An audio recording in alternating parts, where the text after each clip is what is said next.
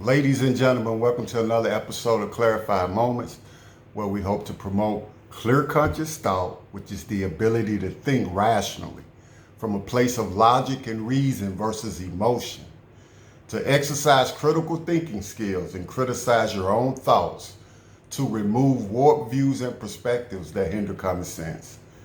So I saw this video between former media personality, ESPN, and the singer and actor Jemele Hill and Jill Scott, and thought this perspective, this interpretation is pretty much widespread, what they were talking about in the video. And so I thought, let's talk about it from a few different angles. So let's take a look at the video. But in this climate, especially this racial climate, what is it like for you, raising a young Black boy? Terrifying. Because it doesn't matter if you have or you don't. All that matters is that you're brown. That's it. So, he's turning 12 shortly. And in 4 years after that, I know he's going to want a car, and he saved up so that he can get a car, and is still saving and will get a job before he gets a car. Okay. I don't care where you work. You're going to work somewhere. But just to know that he'll be on the road, just to know that he'll be away from people who love him in a world that will decide whether he's guilty of something because he's brown. That's terrifying. And it makes me consider leaving this place often. We talk about it a lot as a family, like, where would we go? And we're currently in Nashville, and if it doesn't work out here, then it's time to leave. Leave the States or Nashville? Yeah, leave this country. Mm-hmm. Yeah.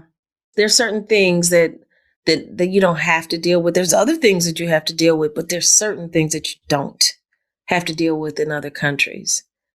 And it's specific other countries. So, ladies, first and foremost, I am not surprised by you feeling this way. If you feel this way, or if you have this perspective or this energy concerning this matter.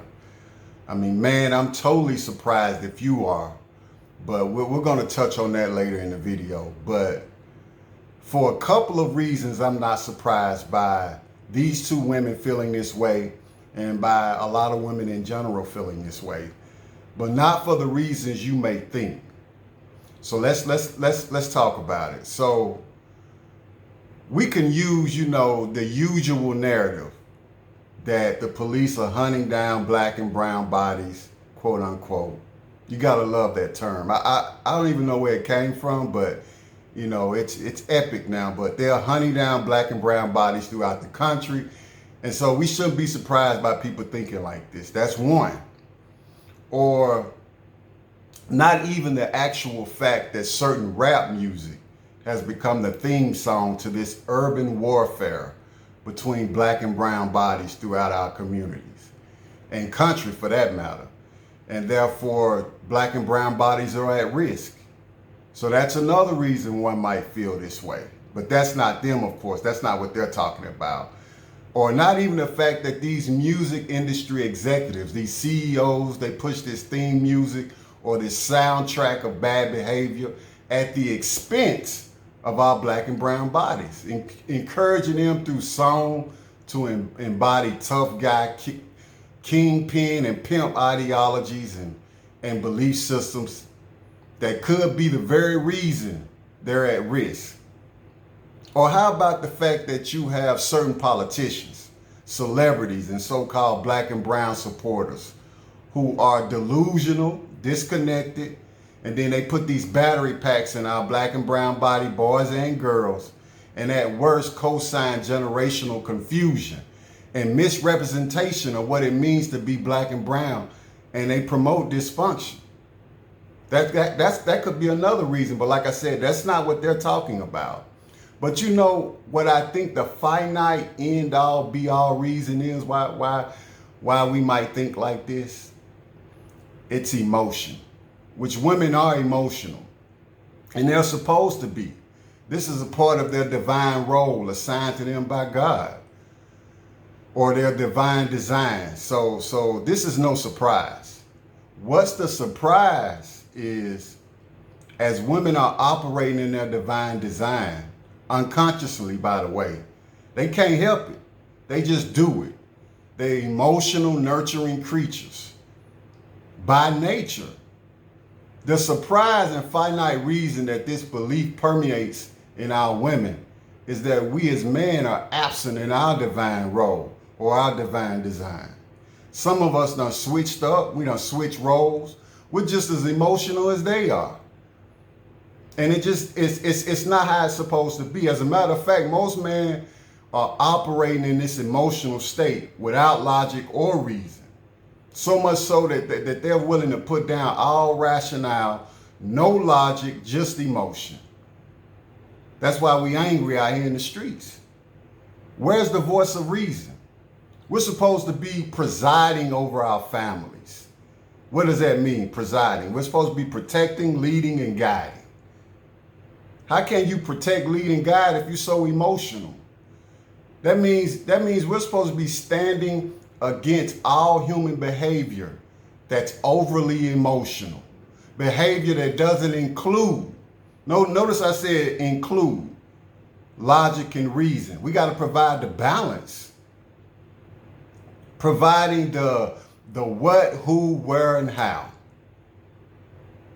Presiding, we're supposed to be presiding in logic and reason, which is priesthood.